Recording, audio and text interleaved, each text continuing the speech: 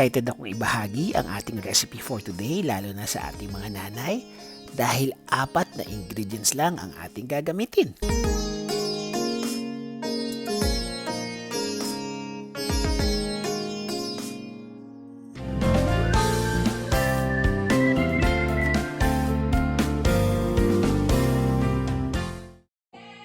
Gagamit tayo ng 2 kg na pork belly na nakaslice na ng tigo 1 inch or pwede naman na mas manipis pa dito.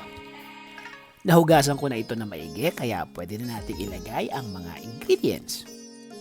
Maglagay tayo ng 1/4 cup na soy sauce. Isunod natin ang 1 cup na pineapple juice. At ilagay na rin ang 1 cup na white sugar.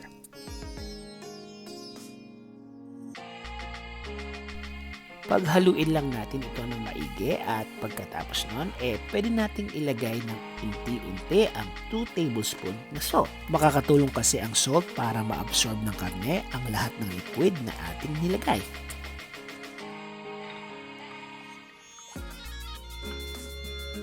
Pansinin nyo guys, every lagay ko ng salt, inahalo ko ang karne ng mga 2 to 3 minutes.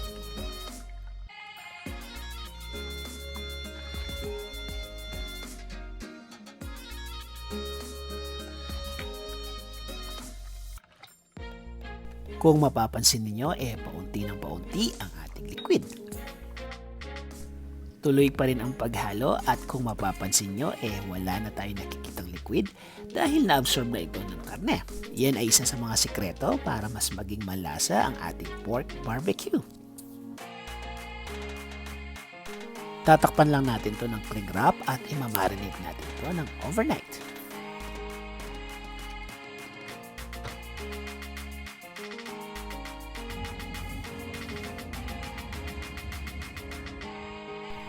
Heto na at excited na rin akong ihawin ito dahil gusto ko rin malaman kung ano magiging lasa nito.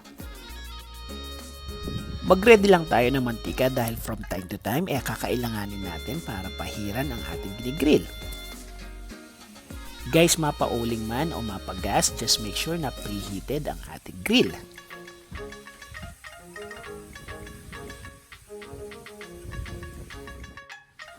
Just in case na wala kayong pang grill, pwede na rin gumamit ng flat na pan.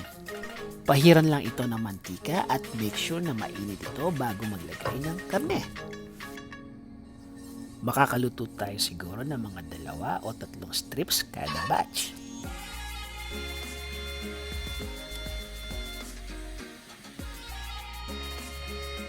Guys, kung kayo ay nanonood pa rin at this point, huwag niyo namang kalimutan na mag-subscribe sa ating channel ha, at i-click nyo na rin yung bell button para lagi kayong updated sa mga bagong videos na ating i-upload.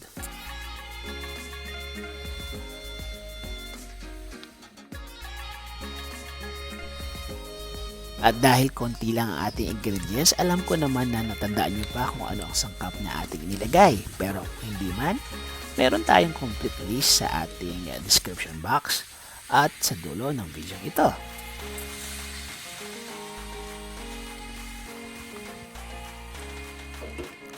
Gagamit din tayo ng sarsa na pinang-marinate natin para pampahid at para maging malasa ang ating barbecue.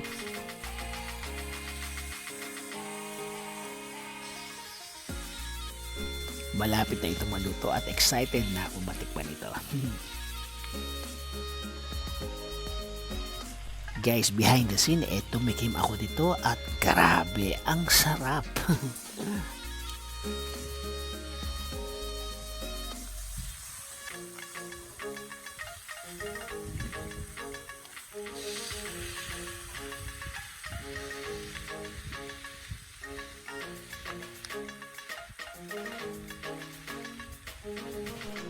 Presenting ang ating 4 ingredient na pork barbecue.